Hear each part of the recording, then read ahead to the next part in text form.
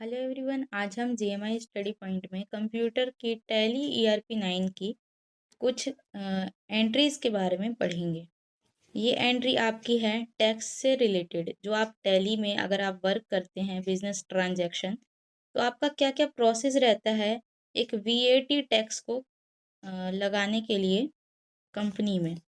First of all तो F11 click करके स्टेटरी and taxation account में जाना है। उसके बाद इनेबल वैल्यू ऐड करनी है, टैक्स वैल्यू, उस पर यस क्लिक करना है। सेट ऑल्टर वीएटी डिटेल्स पे यस क्लिक करना है। स्टेट क्लिक करना है।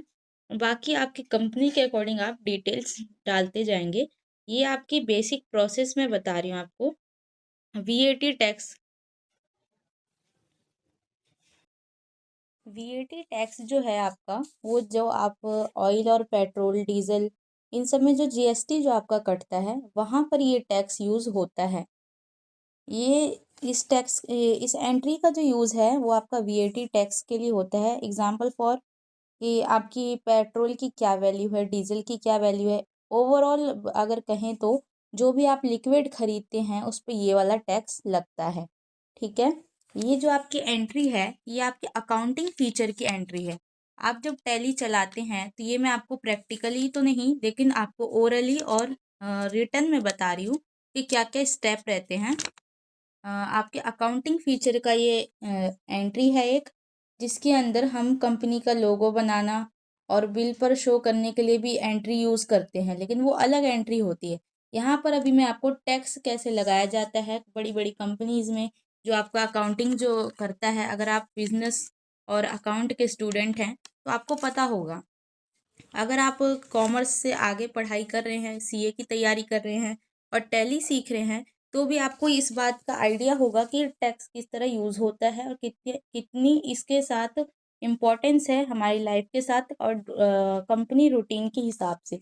तो यहाँ पर वीएटी का टैक्स जो यूज़ होता है वो लिक्विड के ऊपर होता है। दूसरी बात, यहाँ तक मैंने आपको स्टेप बताया कि आप रेट में डिटेल्स में यस क्लिक करेंगे। उसके बाद टैक्स रेट आपका जितना भी परसेंट लगता हो, 12%, 10%, मिनिमम मिनिमम आपका 12% लगता है। सेकंड, आप अकाउंट्स इन्फो में अब जाएंगे, उसके बाद लेज़र पे जाएंगे, उसके बाद क्रिएट करेंगे लेज़र। लेज़र क्रिएट करने के बाद आप नेम परचेस और परचेस अकाउंट दो आप लेज़र बनाएंगे। उसके बाद फिर वीएटी और सीएसटी एप्लीकेबल है या नहीं ये क्लिक करेंगे, येस और नो। उसके बाद nature of transaction purchase taxable. उसके बाद नेक्स्ट स्टेप है टैक्स रेट डालेंगे आप यहाँ पर फिर से 12%। उसके बाद आप सेल्स का लेज़र क्रिएट करेंगे। दो लेज़र क्रिएट होते हैं, हमेशा याद रखिएगा। जब भी हम लेज़र बनाते हैं तो दो लेज़र बनता है, एक परचेस करने का और एक सेल करने का। लेज़र का मीनिंग है यहाँ पर खाता। जैसे बैंक अकाउंट में आपका खाता होता है, उसी तरह यहाँ पर अकाउंटिंग सिस्टम पे जब हम बैठते हैं, टैली का जब हम यूज़ करते हैं तो वहाँ पर भी लेज़र होता है। दूसरी बात, उसके बाद आपका आता है सेल्स का। सेल्स में सेल्स अकाउंट में लिखेंगे, अंडर में क्लिक करेंगे, एप्लीकेबल यस में क्लिक करेंगे, नेचर उसका सेल्स टैक्सेबल डालेंगे, 12% यहाँ पर भी रहेगा। नेम क्या है, कौन सा टैक्स यूज़ करें, तो वीएटी इनपुट। उसके अंडर में ड्यूटीज़ और टैक्स, ये हम अंडर में जो हम किस फील्ड में उसको यूज़ कर रहे हैं ये डालना होता है। तो duties and taxes, type of duty taxes, तो टाइप क्या है, वीएटी। वीएटी वीएटी पर परसेंटेज ऑफ कैलकुलेशन 12% रहेगी। उसके बाद name VAT output duties and taxes, same वही प्रोसेस रहेगा यहाँ तक। टाइप ऑफ ड्यूटी में वीएटी। उसके बाद हम आएंगे इस अकाउंटिंग इन्फो से निकलकर इन्वेंट्री इन्फो पर।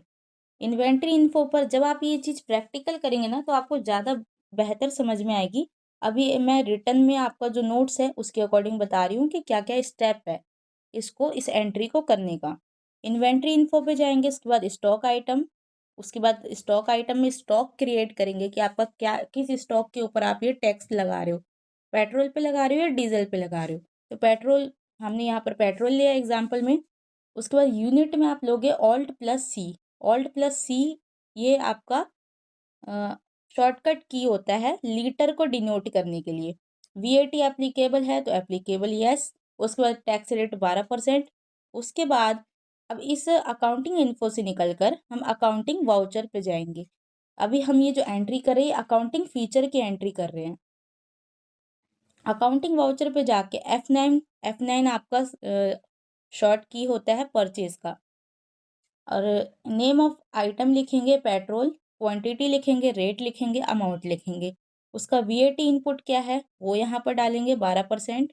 ओवरऑल वो खुद ब खुद इसमें ऑटोमेटिकली आ जाता है काउंट होकर, या आपको कैलकुलेटर अगर यूज़ करना है तो कैलकुलेट हमें खुद भी करना पड़ता है कई बार, वरना इसमें खुद ब खुद आपका कैलकुलेशन आ जाता है कि टोटल कितना अमाउंट हुआ। F8 फिर ये आपका हो गया परचेज का। सेकंड फिर F8 क्लिक करेंगे, सेल्स का आपका खुद ब खुद आ जाएगा आपकी स्क्रीन पर।